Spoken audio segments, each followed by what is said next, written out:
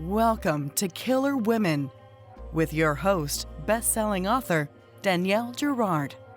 The Killer Women vodcast is pleased to be a part of the Authors on the Air Global Radio Network. To learn more about Danielle and her books, visit her at www.daniellegirard.com, and to access all of our vodcasts, go to youtube.com/Authors on the Air. And now, Danielle's next killer woman. Welcome to Killer Women Podcast, a proud member of the Authors on the Air Global Network with more than 4 million listeners. I'm your host, suspense author Danielle Girard, and my guest today is Elly Griffiths. Elly is the author of Ruth, Galloway and Magic Men Mystery Series, as well as the standalone The Stranger Diaries, winner of the Edgar Award for Best Novel, and the POSTSCRIPT Murders. She is a recipient of the CWA Dagger in the Library Award and the Mary Higgins Clark Award. She lives in Brighton, England. Welcome, Elly. Oh, thank you, Danielle. It's so lovely to be here on Killer Women. Thank you. I know. I love Killer Women. This is such a passion project for me. And this is almost the end of our first season. I've interviewed like 45 fabulous women. And I have to say, this book, I was on the edge of my seat. I laughed out loud. The characters are so funny and intricate and detailed and real. I loved it. So before I blabber on about all the things I love, thank you so much. That means such a lot. Thank you. Including the title, Bleeding Heart Yard, which is a real place, and we'll talk about it. Beautiful. So first of all, before I get way ahead of myself, tell our listeners about Bleeding Heart Yard. Okay, well, Bleeding Heart Yard is set in London, and the protagonist, Harbinder Kaur, has got promotion and has just moved to London. The first time she's lived away from home. She's a British Indian woman, she's Sikh, she's gay, only just out to her parents. So this is a whole new space for her. So she's got a new job as a detective inspector, and her first case is the death of a prominent conservative politician who drops dead at his school reunion. So it's a very high-profile case. And Harbinder's glad because her new sergeant, Cassie, also went to the same school and was at the reunion. So she thinks she can have some, background information. But it turns out that Cassie also has secrets. And both their secrets could be linked to a sinister dining club that meets at Bleeding Heart Yard. That's so fabulous. Wow, you practiced that, girl. You got it. I love it. Usually I'm like, and it's about this, and it's about that. Okay, so first off, tell us the inspiration for the story. Well, really, it was the place. So as I was saying, it is a real place. And a few years ago, I had lunch with some friends. I used to work at HarperCollins as an editor, and I'm still in touch with my old publishing friends. And once a year, we all meet up, and we try to find someone with a good name, typical, author. Right. And my friend Paul picked this just for the name. But there's a really nice restaurant in Bleeding Heart Yard called the Bleeding Heart Bistro. And I thought, wow, I have to set a book here, really. Yes. And then I hit on the idea of Harbinder has appeared in Stranger Diaries and in the POSTSCRIPT Murders as the detective. So I wanted to write a book where she went to London, where she had moved out of her comfort zone. And also I was born in London. I went to university in London. So I've always wanted to write about it, really. So I thought these two things could come together. Harbinder could move to London. She could have a case and it would involve Bleeding Heart Yard. And the other thing that inspired me was the school reunion, really. Yes. Because I went to my old school reunion. I went to a big comprehensive school just outside Brighton, which is it's what you'd call a public school, but when we say public school, we mean the opposite. I know, that's so interesting. Yeah, you're okay. A private school, yeah. Confusing. It is. Basically, it was a school that anyone could go to. So big school. And it was just very interesting to see the things that people had done and the things that surprised you and things that didn't surprise you. And right. Also the things that people remembered about you, that you like. For example, there was a man called Stuart who had been in my French class, and he said, I really didn't like the French class because you and Angela, my friend Angela, always put your bags so that I'd fall over them. And of course we didn't. We weren't those sort of girls, but he obviously thought we were kind of mean girls. And I thought, well, all these years, Stuart has thought that about me and Angela, and I hope I convinced him that that was not the case. But you just how people remember you. Do you remember it? Maybe I did do that. Maybe I was a mean girl. Who knows? Right, So right. all those things came together. Well, and what's fun about it is, in some ways, it starts as kind of a closed room mystery, right? Because there's only so many people at the reunion, so we suspect one of them, is the killer, and then there's a second murder, which I'm not going to give away anything, but then you were like, oh my god, well maybe somebody snuck into so it's and like you said, Cassie's own history is really and it actually tells us on the back of the book that Cassie and her friends killed a boy when they were in school, and they've been all keeping this a secret. And that is, so of course there's all that fun stuff about the person that you were as a kid, the things kids do inadvertently or sort of in that sort of hyped up child, kid thing. Oh, it's just from the very beginning. And if you remember it, and I was reading up on how easily memories can be implanted. Apparently, I know. Somebody, well, I'm sure as a suspense writer, you've been there yourself in fiction, but all it takes is for somebody to tell you that you were there, and you start to believe it. But like me and the bag, and probably falling over the bag, I don't remember it, but if he tells me it, I start to remember it. Right. You were the bully. That's so funny. Well, and that is, it's to that point, the people that, the way that people grew up, right? The people that became the things that we expected them. Like we knew from the very beginning that those two men were going to become politicians, right? They had that sort of, especially the one Garfield, who ends up, dead at the reunion. We expect that from him. And there's so many, the thing you do so well, Elly, and this is my first Elly Griffiths book, but it will not be my last, because first of all, I love your characters. Every single character in the book feels genuine, and particularly since we're talking about women, and the men are very well drawn, and I really appreciate them, but I love the women.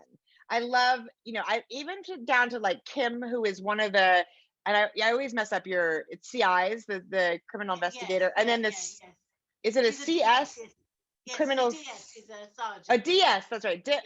The detective inspector, and then detective sergeant. Is that what the DS is? Below. Yes, it's all different, isn't it? It's different here slightly. It's really different. It's very different. Yeah. So Harvinder's in charge, but she has these two women who work under her. One, of course, is Cassie, who because she was at the reunion, is sort of the inside scoop, but also can't be part of the investigation, obviously.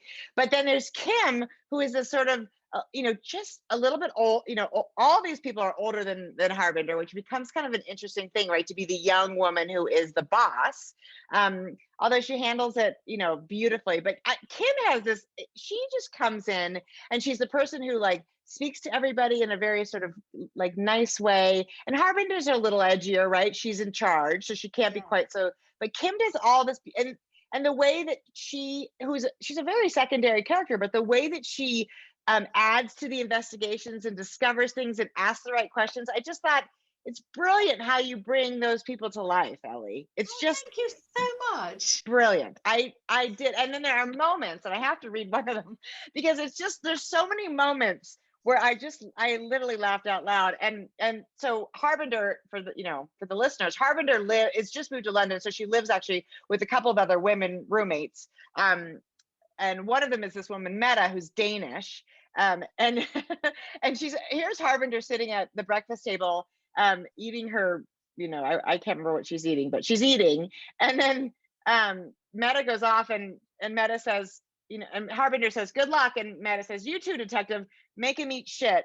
And then it says, Meta really hasn't mastered breakfast table conversation, thinks Harbinder. And I just laughed out loud. Like, that's, it's just so it's just one of those lines that just makes you sort of giggle, and you do that all throughout.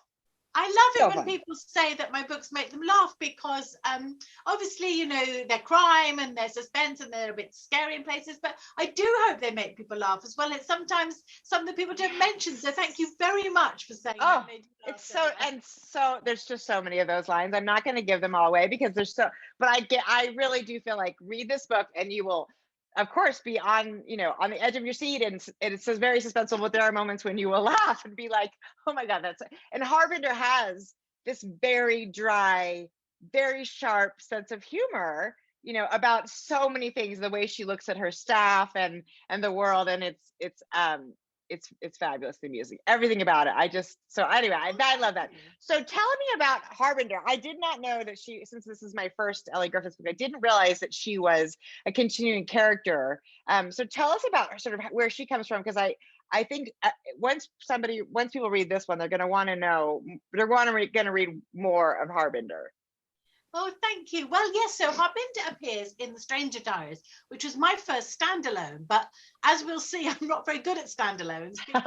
Just keep coming back. So, and Stranger Diaries is a kind of modern Gothic story, and a woman is found dead in a way that sort of echoes the deaths in a Victorian ghost story. And so she's dead, she's there on the floor dead, and in comes the detective.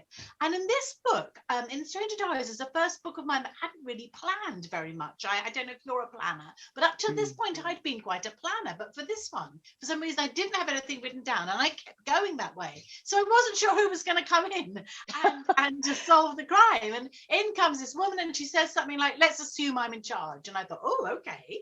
Oh, right. I love that. Let's see who she is. And she sort of appeared in front of me. I had a sort of good idea of who she was, and then I sort of realized that she was this woman, as I said, from a British Indian family, from a Sikh family. I've got a very good friend with that cultural background herself, and she's called Harpreet Kaur, because Kaur is the name that most Sikh women have.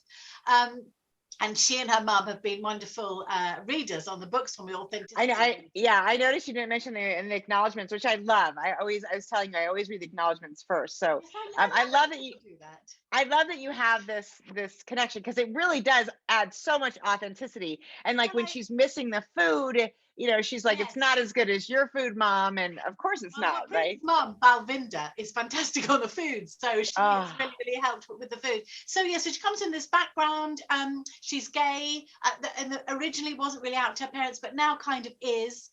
So she just sort of developed in my mind as this character, and she was fun to write, because she was quite spiky, as you said. Yes. But I wasn't sure whether people would like her that much. When The Stranger Diaries came out, quite a lot of people mentioned her and said they really liked her. Yes. And then when I wrote the POSTSCRIPT Murders, again, it's a group of older people solving the death of a woman in a care home. And then suddenly they go to detective, and it's Harbinger. So I thought, this is kind of her book, really. She's been the detective in these two other books, and this is the book where she's more center stage, and we get to find out a bit more about her, which I did really enjoy. I was going to say, it sounds, people obviously liked her since The Stranger Diaries won the Edgar Award for Best Novel, that's a big deal. I've judged those, and there are a lot of incredible books that come around those. Oh, it was an amazing moment. Oh, I bet. I know, that's so fabulous. Well, I'm sure it's well earned. That one's on my list for sure. Now, so are we going to see her again? Because I'm like, oh, I don't know. Who knows? In some ways, a bit of her story has sort of come to a close in this book. Yep, it's true. But I'm so bad at saying goodbye to my characters. I really wouldn't dismiss her appearing again. And I have actually got a little bit of an idea for the characters in the POSTSCRIPT Murders to appear again, and I'm sure she would appear if that was the case. But kind of this is her move to London. Yes. This is her case. So, and we do leave her in a very lovely spot. So I understand that too. It's sort of like there's a part of you that's like, it would be okay. Yes. But I appreciate. So it sounds like I want to hear a little bit more about the plot, the method. You said in your early books, and I'm going to lose track here. So is this your 4th or 5th book? Well, all together. Oh no, because there's a series too. Yeah. I have a feeling it's my 30th book, and I'm now feeling a bit upset that I haven't made a bit more of this and reminding my publishers. So, and I'm pretty bad at maths, Danielle. So I have written 15 Ruth books. Oh my gosh. 6 Brighton mysteries. Then there were 4 children's books and 3. I've just got anyhow. It's coming into the late 20s. Anyhow. Oh my God, that's fabulous. Okay, you're right. I literally did not do my research. Well, I should say you deserve some, champagne and all sorts of good, whatever goodies you want. Yes, I shall remember, because it comes out the 15th of November in the US, and that will be my moment when I say to everyone, well, I just better do the maths first. But I think it's coming up to my 30th book. So yes. Yes. Actually, I did write before under my own name, which we discussed earlier. My real name's Domenica De Rosa, and I wrote kind of romances under that name. So if you include those, I'm over the 30th mark. Oh my God. And we did talk about that, because Domenica De Rosa, you had to write romances. There was you really didn't have a choice. Exactly, yeah. But we were talking about how this is actually something that a lot of authors do when they have very different types of books, right? They have, Darby Kane does it, and you do it. And I was commenting before how hard it would be for me to recognize somebody calling my name. If the name were I'd have to pick something that was really like, I don't know. I would have to pick Danielle again and just change the last name, because otherwise that would be that would really be beside the point, wouldn't it? Then I guess it would. I'm Danielle, and this is my pseudonym, Danielle. Yes, I know, it's true. I feel like I would fail. Everybody would think I was just a total brat, because I would never respond to anybody calling my name. Well, that is the problem at first, because with me, what it was my agent said, when I wrote a crime novel, oh, you need a crime name, because Domenica De Rosa, one, it sounds made up, and two, it sounds romantic. Yes. It's Italian. My dad was Italian, and so that's it's a beautiful name. Well, thank you. It means Domenica De Rosa means Sunday of the Rose, which is rather. That's a book title, lady. Well, isn't it? And I always thought, I did always want to be a writer, and I do wonder if it was because I had such a writery name. So it's quite ironical that now I'm so much better known by a different name. Totally. But to get back to what we were saying before, it is difficult at first. People say Elly, and you don't recognize you. Right. You don't look around, and people think, oh, she's a bit stuck up, that Elly Griffiths. Right. But tell you where it is quite useful is if you go to Starbucks or someone like that, where they write the name on the cup. Yeah. And I spent my life saying Domenica. No, Domenica. Oh, no, yeah. Don't worry. But now I can just say Elly, and that's fine. They get it right. Well, I'm Danielle. I'm always Danielle at Starbucks. I don't know why. It's fine. I'm like, oh, it's me. Yeah. I'm Danielle today. Maybe that would be my pseudonym. I'd be Danielle something. And that could be a plot point in a book, couldn't it? Somebody shouts out Daniel, but it's not. It's Daniel. Oh, I love it. I love that your brain is working. Okay, so you've written a million books you're so many books, which is fabulous. So tell me, you mentioned that the Stranger Diaries was the first book, I think you said that, where you didn't kind of plot it out. So talk to us about like how you sort of do a book. Have you sort of transitioned? Are you still a plotter sometimes? How does that look? Well, it's so funny, isn't it? And I kind of love talking about this, to other writers, because everyone's method is so different. So different. In my case, it actually did change. So for my first, however many it was books, as we've established, I can't add them up. But I used to do like a little chapter plan. So it would just be a few words per chapter, but it would start at the beginning, would go to the end, and it would include who did it, really. Right. So with Stranger Diaries, it was my first standalone. And so it was quite exciting. It was a new thing, new characters. Mm-hmm. And I had an idea for where I wanted it to start. It started on Halloween with a ghost story being told. And I thought, oh, okay, this is a good start. And then I just carried on writing. I never stopped to plot it. So it was all in my head. And I thought, this is actually going quite well. So I didn't, something's going well, you don't want to change it. Right, so right.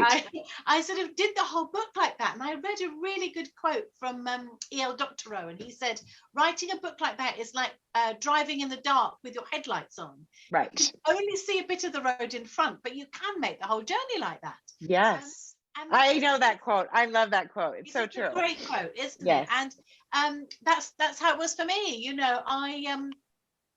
I finished the book and I felt that it helped my process, really made it a bit less linear, made me a bit looser. So from then on, so that was about 5 books ago, I have not written anything down. I've just had it in my head. And so are you a planner? Are you a... I always wished I was a planner. The problem with my lack of planning is that it's sort of like what, it's like your quote, except for I oftentimes find myself taking the wrong road. Yes. And I can still see, the road in front of me, but I'm on the wrong road. So I end up writing oftentimes my out file, the words that have to when I realize I've gone down the wrong path, I have to cut and come back. And then by the time I'm done, I've written approximately 2 books. So it doesn't always work that well for me, but it isn't I do find that I've tried plotting and it kind of takes the joy out of it, right? There's It something does. magical in discovery in just writing. But then to that point though, how do you manage that? So because I do feel like if you're going to write like that, you have to be in the book kind of all the time, right? Yes, and it's absolutely true what you said about writing that way does mean much more rewriting and going back Right. and finding yourself, as you said, down one of these strange little alleyways that doesn't go anywhere. Right. It's quite fun sometimes, but yes. So yes, I think that's right. I think you have to be very into the book. I'm quite disciplined though. I try and write 1,000 words a day, as I know lots of people do. But when I'm here talking to you from my little writing shed, which is in the garden of my house. Fabulous. So, which, as you said, is just outside Brighton in Sussex. So I'm here in the little shed in the garden. You can just see the tree there. Yeah. And when I'm here, I don't usually have my phone, so not on social media. I don't have any music playing. I don't have any food. I do have a coffee machine. I starve myself. And yes, occasionally the odd, cup of coffee helps go. But right. No, I'm quite disciplined when I'm here. So I think you're right. I think it's quite intense writing that way, isn't it? Yes. And I think, sometimes I know when I'll be having a conversation with my family and I get this far away look and they're like, okay, what's happening? But I have, if it comes, you kind of have to get to it. So you're writing 7 days a week if you're not on vacation, or 5 days a week? I mean, I'm sort of 5 days a week. I try not to have, to work weekends. My kids are grown up now, so they don't live at home. But obviously, when they're home for weekends and things, then I don't write. But you're so right about suddenly there'll be a moment where. But I often find, I don't know if you find this. I find that it's often if I go for a walk or I go swimming, I love to swim. The sea's really close, and I try and swim in the sea most days. Wow. And it's if you're sort of swimming, you sort of to and fro or something, then ideas come to you, don't they? Right. Especially, it's interesting because I'm sort of a productivity junkie. I'm also sort of I'm very disciplined, like almost to the point of a little obsessive. Well, just to put it out there. Describing my process the other day, and I thought, wow, this sounds really obsessive. Totally. I think there is something to that, though. I think being a writer, because nobody is saying. I mean, you might have a deadline for a book, but nobody is saying to you, "You better be at work at 8. You better, you get an hour break." It's not like that, right? You have to. It's all internal. It all comes from us. And I do find that one of the things I love to listen to books. I read, of course, I'm always reading for Killer Women, which is amazing. But I also want to read, the literature releases and all sorts of things. So I'm reading all the time. And I usually like to walk with with a book. But then I find what you really need to let your own ideas boil or percolate is nothing, right? Yes. You can have no sound. It has to be sort of empty space, which is a little weird for people. It's weird for me, right? We're so used to going, talking, working, the productivity thing. You have to stare out the window. And actually, that's probably why swimming is great, because you really can't do anything. Exactly. I think that's right, is you're doing something. And somebody said to me once that I don't know if this is true at all, but I've totally absorbed this as being true, is that you think better when your feet are off the ground. So like swimming or cycling or horse riding. I don't know why, but it is true that something about swimming does do it for me.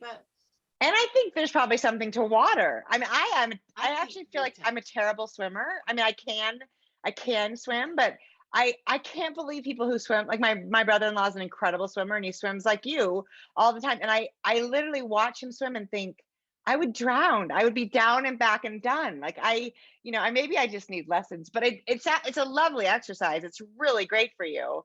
And I'm going to start to put my feet up and see if that helps me. Yes, really? Yeah, definitely. Yes.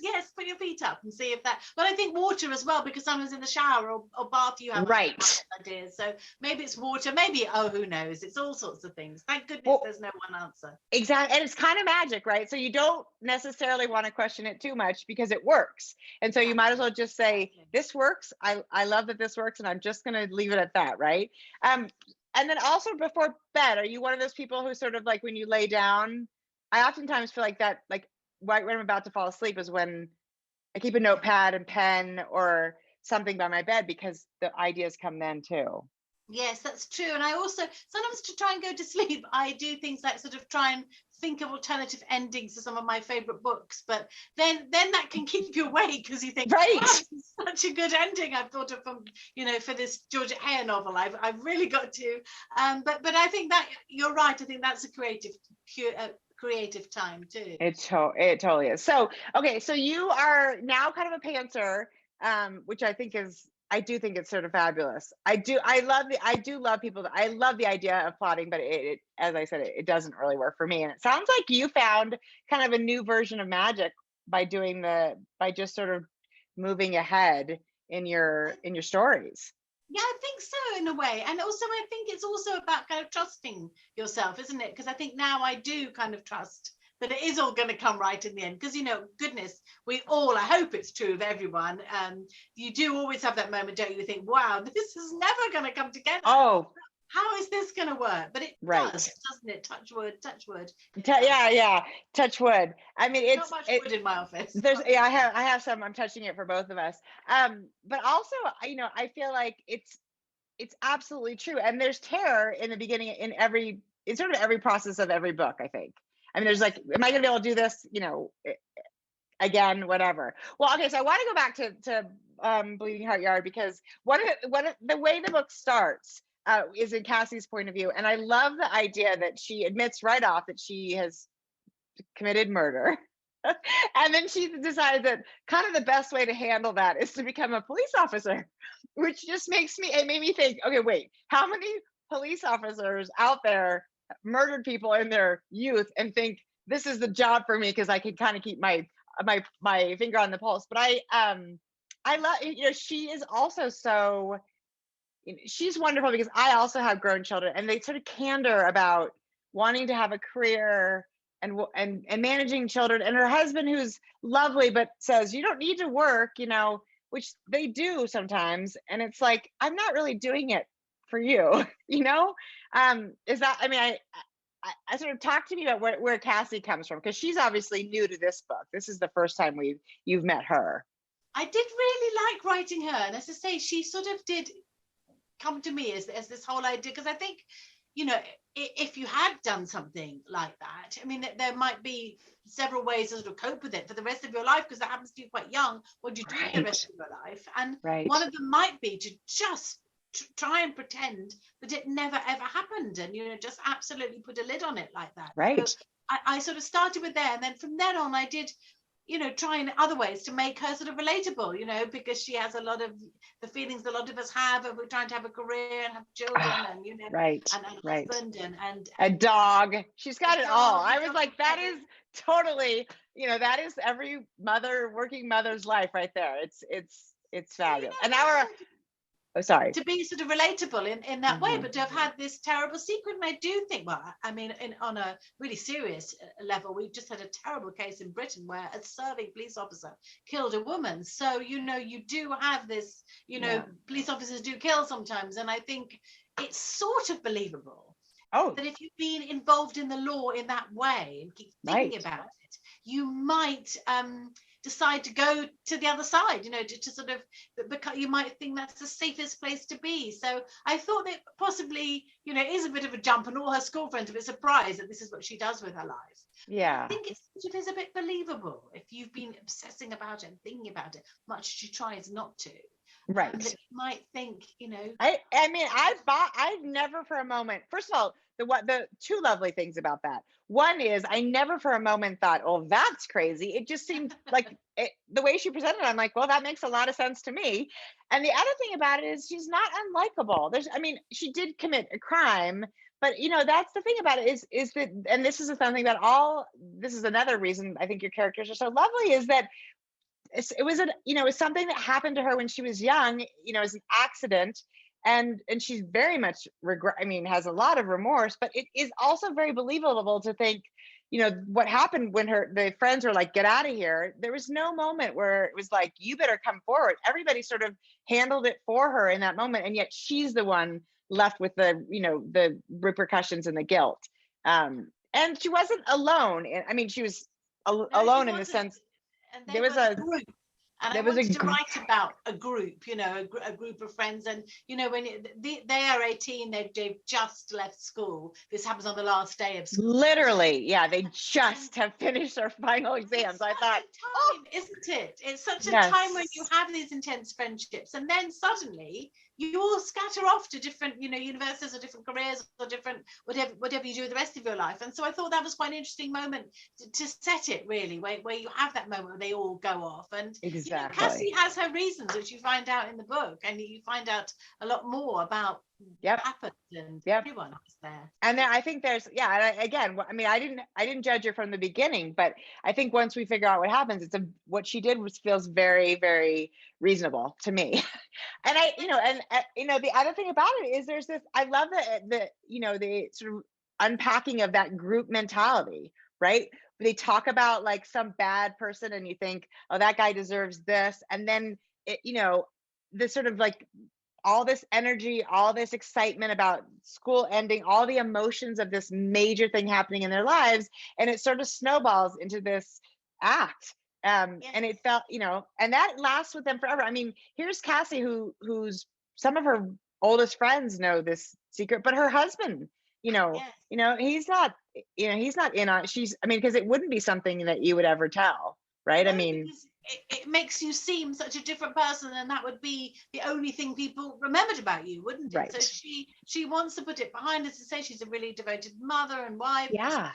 And loves her job. And so I wanted to explore all of that. So, and also the idea of the group and the people who were important in this group of 18-year-olds who weirdly still seem important.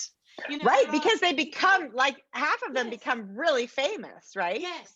And there are schools, there's a particular school in London that's known to be a comprehensive, i.e. properly public school, but where a lot of rich people tend to live nearby, so sort of pop stars and actors and things, and they send their kids to the school. So people like Ed Miliband, who was the head of Labour Party, went to the school, and so did lots of famous writers and artists. And so it's comprehensive, but it's also sort of elite in a different way. Yes. Write about all that and about the class difference, because Anna, right, who's the other protagonist, she's working class and just happens to live in a sort of council estate nearby the school. So, right, and that's enough. I mean, like, we haven't talked about Anna. I mean, that's exactly right, because she's this whole other, she's escaped. She's left and lives in Italy now, which is lovely. I love Italy. And she feels. It's funny to see people reflect to her who she was to them, because who she feels like she is, it's like you said about the boy you tripped mercilessly when you were in high school.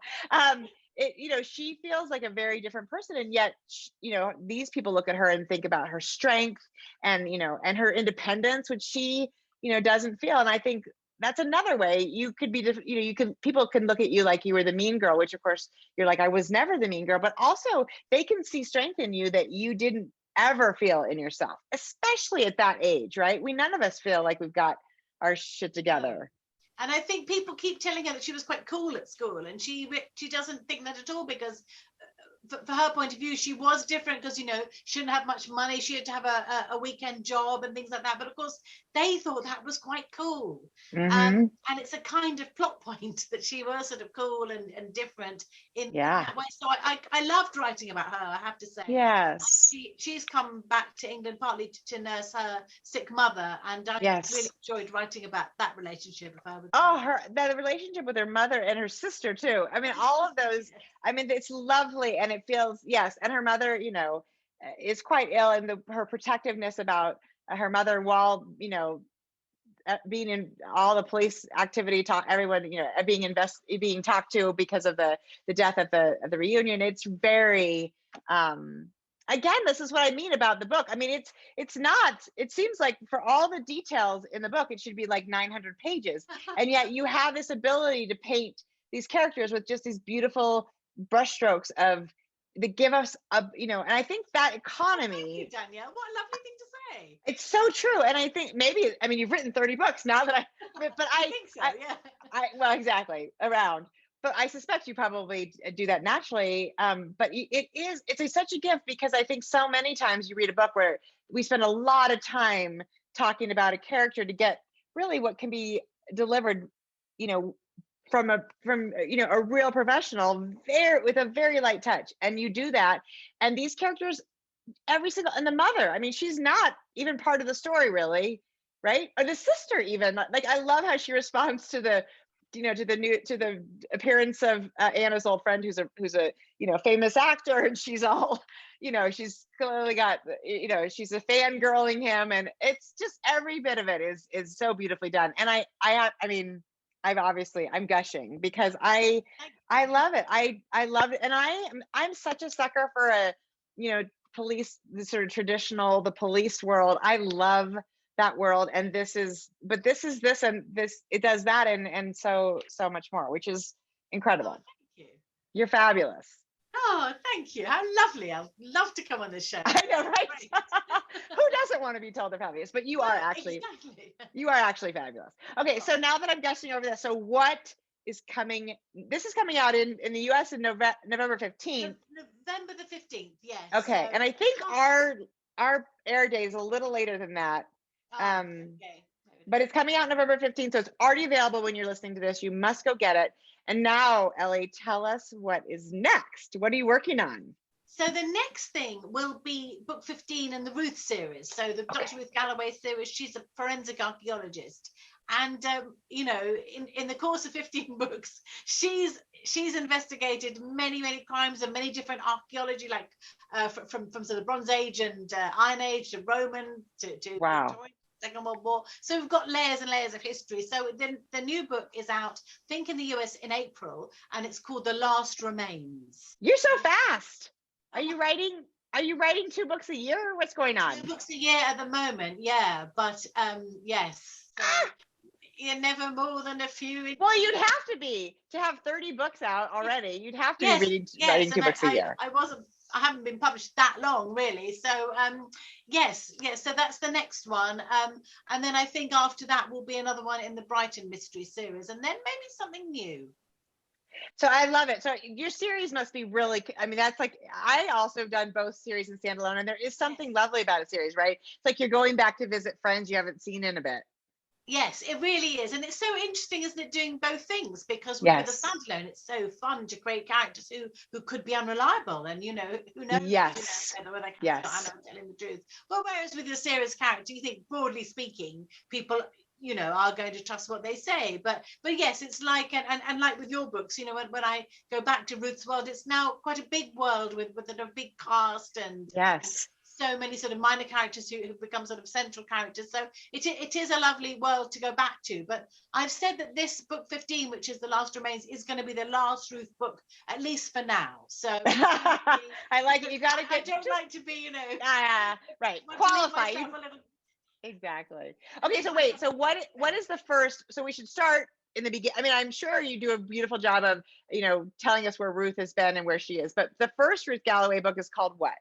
It's called The Crossing Places, and actually I think you probably should read them in order, because it's just the relationships are now got so complicated. So thank you for reminding me to say the title of the first one. And the first one is called The Crossing Places. The Crossing Places. Okay, well, that's lovely. We have a whole world of Elly Griffiths to explore, and I love it. Okay, so you're working on that one's out already in April. So that book's probably done.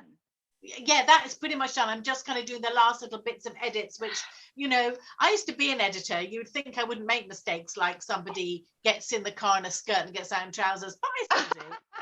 I love that, right? It happens. Where your editor writes in the margin, is it still Thursday? Yes, I know. This happens. I actually have to do, when I write a draft, at the beginning of each chapter, I have to tell myself what day it is. So I know. I do too, yes. Otherwise, I'd be like, and I also, characters never eat. They never go to the bathroom, and that's all fine. But they have to sleep. You can't keep them up night after night after night without giving them some rest, or your editor does say, what the hell? When was the last time this woman an endless Thursday that goes on forever. So yes, right. So I'm doing those little bits at the moment, but it's more or less finished. Yeah. Oh, that's so exciting. Well, my God, this is so fun. Elly, you are fabulous. This is, I really do. I absolutely love, I love this Bleeding Heart. Now I have to ask, I guess, one more question before I let you go. You mentioned that it was fun to write in London. So are the other books set not in London. No, so this is my first book set in London. So the Ruth books are set in Norfolk. Have you ever been to Norfolk? Mm-mm. It's on the very sort of eastern edge of Britain, and it's quite it's very beautiful, but it's quite sort of lonely in some places. And I chose it because there's lots of archaeology there, and she's an archaeologist. And lots of mythology, and it's that sort of place. It's very beautiful, a bit bleak. People always say it's very flat, you know. So that they're in Norfolk. The Brighton series, obviously, in Brighton. And the Stranger Diaries is kind of set in Sussex, not far from here, and so is POSTSCRIPT Murders. So yeah, Bleeding Heart Yard was my first book in London, and I was able to do that whole thing of putting in some of these wonderful London street names like Bleeding Heart Yard and I know Mutton Lane. I know. It's been forever. I'm gonna have to come back and do a Elly Griffiths tour of England and just follow my way around the books. So I haven't been there forever. Definitely, you must do. You must do the Elly Griffiths tour, definitely. So I love it. It was a lot of fun. Well, do you ever come to any of the conferences? You ever come to Thriller Fest or more over your way? I've been to BoucherCon a few times. The last one was at St. Petersburg in Florida, which was, I guess, just before lockdown, wasn't it, 2019? Yeah. So I'm hoping to come next year to, I think it's in San Diego. Yes. As well. So I'm hoping to do both those things next year. Well, I will be at both of those. So that is so fun. I know. I would look forward to meeting in person and having a cocktail and talking about. We must have a drink together. Absolutely. We'll talk about Ruth and Cassie and Harbinger. I love these characters. So again, obviously everybody who's listening to me blabber knows how much I've enjoyed this Elly Griffiths book, and you must go pick it up. If nothing else, look, also you can't see it if you're listening, but the cover is gorgeous. It's amazing. It's this beautiful house. Looks a bit like 10 Downing Street, which is, you know, where our Prime Minister lives, and which is a bit of an Airbnb at the moment in Britain. No one stays there for more than a couple of weeks. But it's this wonderful old Mews house, very spooky. It's lovely. It is lovely. They've done a fabulous job. I love that. So yes, go pick up Bleeding Heart Yard, and then you have sounds like a lot of Elly Griffiths books to read after that. So thank you so much for joining me today, Elly. I've really enjoyed it. Thank you so much, Danielle. And thank you so much for your enthusiasm. It's really buoyed me up. Thank you. Oh, it's so fun. Well, like I said, I'm clearly a fan. You must know. And everybody who's listening, thank you so much for joining Killer Women Podcast today with my guest, Elly Griffiths. And we will see you next time. Bye. Bye.